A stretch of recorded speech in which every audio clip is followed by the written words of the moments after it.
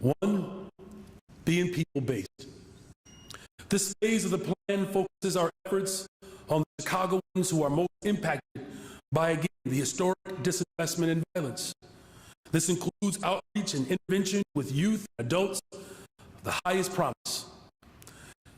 That is, members of our community who have been most impacted by perpetual harm and violence. In other words, the people who are most impacted get to provide us with the very direction to solve these critical problems. We will also provide support for victims and survivors of violence through intentional investments. The second part of the plan is not just people-based, but it's also place-based. Where this is a crisis, you must triage. And that is why we are first focusing our efforts on the neighborhoods that have suffered for decades of indifference and disinvestment. To ensure a safer Chicago for generations to come, this plan focuses on addressing the root cause of violence through a layered long-term investments in key areas: education, economic opportunity, healthcare, community investment, making sure that we have a healthy environment, particularly around climate, housing, community violence intervention, and of course, policing. We are confident that this approach will show results and deliver a safer Chicago for all of us, because it shares the responsibility of safety across the city. Not one person nor one entity can solve decades of disinvestment. It is literally going to take all of us. And gun alone will not be able to make Chicago safer. All of us will be able to make the city of Chicago safer. The People's Plan unites the many groups who have been working to reduce violence in our city and all call Chicago home to make sure that we are producing a vibrant and far more thriving city.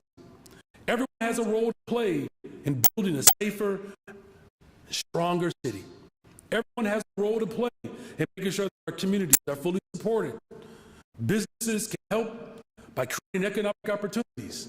The faith community can also help us to build stronger community bonds. Youth leaders can inspire fellow peers to engage in education and careers. It's just to name a few examples. It is the people of Chicago who make our city great, and it will be the people of Chicago who will help build a safer city.